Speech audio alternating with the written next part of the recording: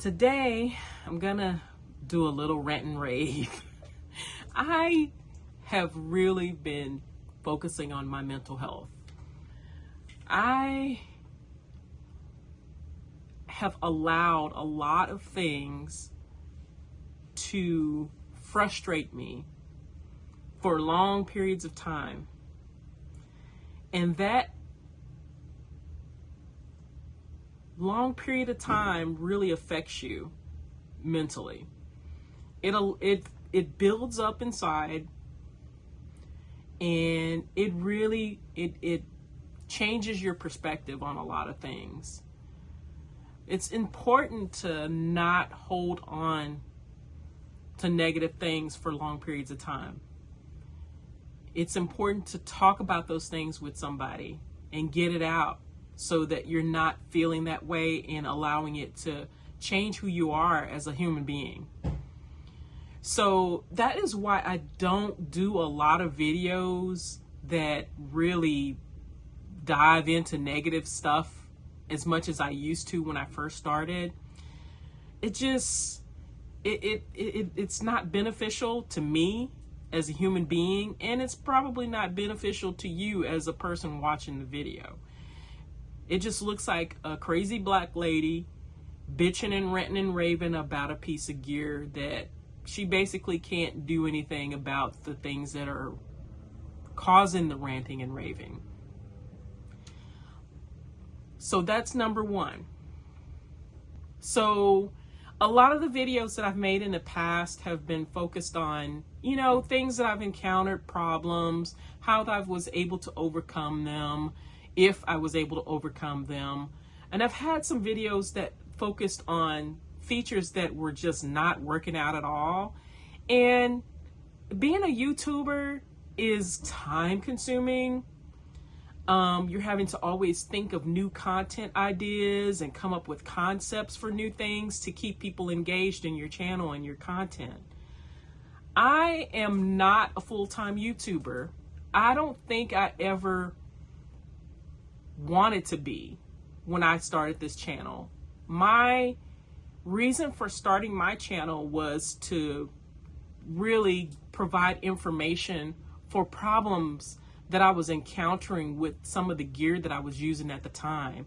And I never found any other videos or articles or anything that really focused on the things that I was seeing and the problems I was experiencing. I just wanted to be able to share what I was having problems with and create like an interaction between myself and others who were having the same types of problems. Well, for the most part, when I first started, I did get like a little bit of community interaction with people, but for the most part, people really weren't engaged in the content. And there's so much NPC information out there that me adding to the flow of consciousness and the stream of existence that's already out there, it was not necessary. So my channel has ebbed and flowed quite a bit over the years. I really don't care. I am not making money from this channel. I'm not product supported by anyone. All the gear that you've ever seen in my videos, I paid for out of my pocket or am paying for. Some of the gear I have now, I'm still paying for via these new programs that the music retailers offer that allow you to pay over term. I take advantage of it. I am not wealthy. I am not making a six-figure salary.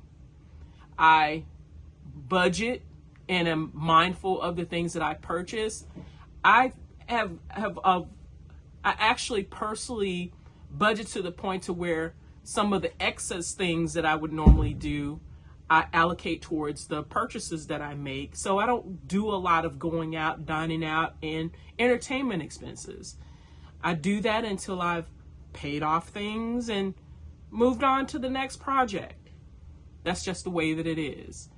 Music has always been my focus. I spend my time when I'm not working on my day job, working on music ideas. But if I'm stressed and my mental health is affected, it's incredibly difficult to be productive and creative as a creator.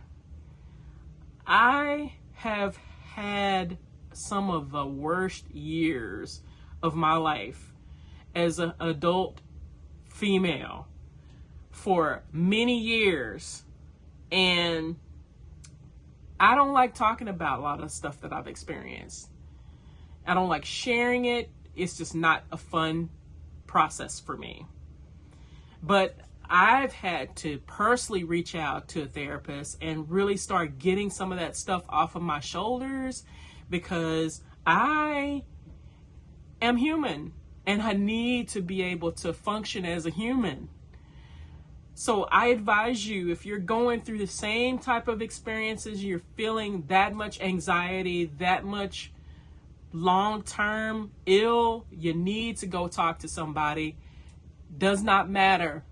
Mental health is more of a it's more important than any piece of gear. It's more important. Your well-being as a human being is more important than any of this gear. It is. So that is another thing I just want to put out there.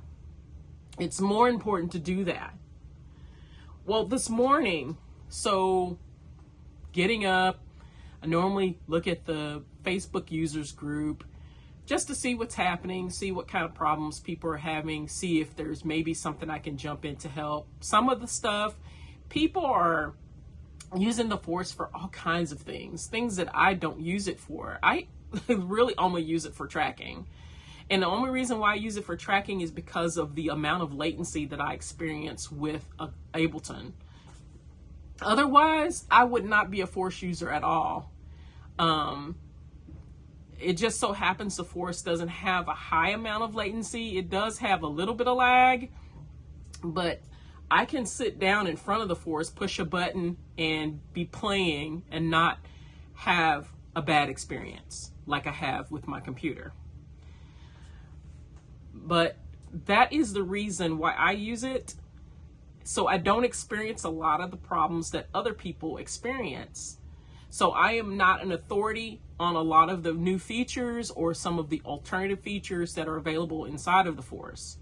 And I've never advertised my channel as being like the Force, everything and all things, because I don't even use it that way.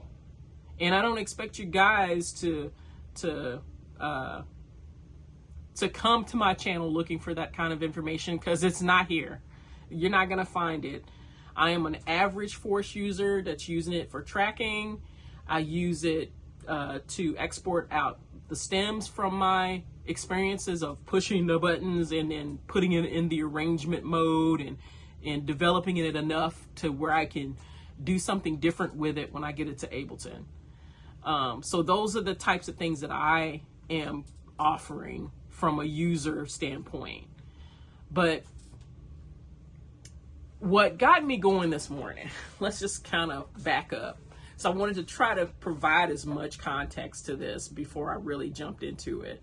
And I don't want to make this like an extremely long video. So the ideological thing that's out there is that we're not ranting and raving enough as Force users that warrant them to fix the problems. We're not like MPC users who are insane when things are not right with the MPC. I think that the culture between the two is different because of the type of users that use this machine. It is a completely different type of workflow. Ableton users are different from MPC users. MPC users are mostly using it for sampling. They're only using it for making quick beats and popping samples and chopping. Whereas Force users are doing a multitude of things. They're sound designing, they're using external gear with it, and they're tying in information that they're using as performance data for shows. So you have a totally different culture of users to have to deal with when you're looking at the two machines. Now, mind you, that the software on the back end is almost identical as they continue to develop the software over the years. The only difference is a couple of navigational screens. For the most part, they're both the same. They have the same sampling workflow, and a lot of the features are pretty much the same. The MPC doesn't have the arrangement mode, but they have a lot of the same type of track structure. They don't have like the ability to be able to use like a linear arranger is the difference. So from a difference between the two, it's very small. But I think, and this is my own personal maybe bias about it. I just think the Force is better. I've been an MPC user, and I actually started using the MPC because of the ability to be able to just kind of push a button and go and record. But what I found about the workflow that was weird for me is that it didn't have song mode, not a real one. Using the pads to kind of chain together parts was really weird to me. And I guess I was just looking for a better way to be able to create or be able to develop a song, and it just didn't offer that for me. When I saw that the Force was going to be released, I did a lot of research ahead of time, and what attracted me to it was that it was advertised as a workstation and that it was Ableton centric. A lot of the features that it has, like the ability to be able to do the linear arrangement and the being able to do the launching of clips, those are the things that I'm used to using in Ableton and makes my life easy in Ableton. But in the beginning, when the machine was first released, it didn't have an arrangement mode. So all it had was clip launching, which was, I mean, it's okay, but that's not what we were expecting in the beginning. We were expecting the full workstation experience, and that's not what we got. So it's like these companies, it's like our expectations and their capabilities and the way that they treat us. There's a big difference. There's something wrong. There's an imbalance of power. We as users and musicians purchase this gear and provide the income that they have to be able to develop and continue to make this gear. So if we're not happy, how is that working out? How does that work? So I thought the relationship between us was that we continue to use the tools, support the company, and as a company, they continue to develop features, massage the workflow, keep things flowing, have a back and forth rapport with us about some of the feature changes, and we develop a relationship. And through that relationship, we both receive mutual benefit. And that's normally how it's supposed to work. We see that with all of the software DAWs. There's communities available on every platform where you have users going and talking about their workflows and how they would like to see it improved, or they report bugs and problems and things that need addressing. And most of the time, because of the software iterations, they address a lot of the issues that people report over time, and they continue to develop the product, and that relationship continues. It grows and it coalesces, and that's business. That's how it works. But I don't think it's always that way. I think for some of these companies, they really want us to lose our damn minds over their products, and it's just not happening. I personally would sell both of my Force machines and go look at something totally different. If I have to be ranting and raving and complaining all the time and holding all that hate and divisiveness in my heart over a piece of gear, there's no way. You ain't gonna pay me to be that negative all the time. I'm not gonna do it. I'm not gonna do it. My mental health is more valuable to me. I am not gonna sit here and make video after video after video talking about how much this machine needs to be changed, all the features. They already know. There's like, if you go out and do a search on YouTube, you'll run across 1,000 videos with people talking about what needs to be fixed. You don't need me to tell you that. You don't need me posting new videos every week telling you X, Y, and Z needs to be fixed. You already know. You have a support portal that has a constant stream of people reporting things, telling you that it's broken, that needs to be fixed, but there's no reaction. There's no back and forth with the user base about the problems. There's just an emptiness, a blankness, until they drop a plug-in for another product that's in the same range, and it doesn't have a way for me to use it as a Force user. It's like, are you kidding me? If you're not going to make it for the Force, don't put it on there and say that it's the Force and NPC or the NPC and the Force. Take that shit off of there. Just take it off and just say you're not going to support the Force anymore and stop playing mind games with us. That's really what really needs to happen. If you don't want to support the thing because it wasn't thought out well in the beginning and you want to move on from it, just say so.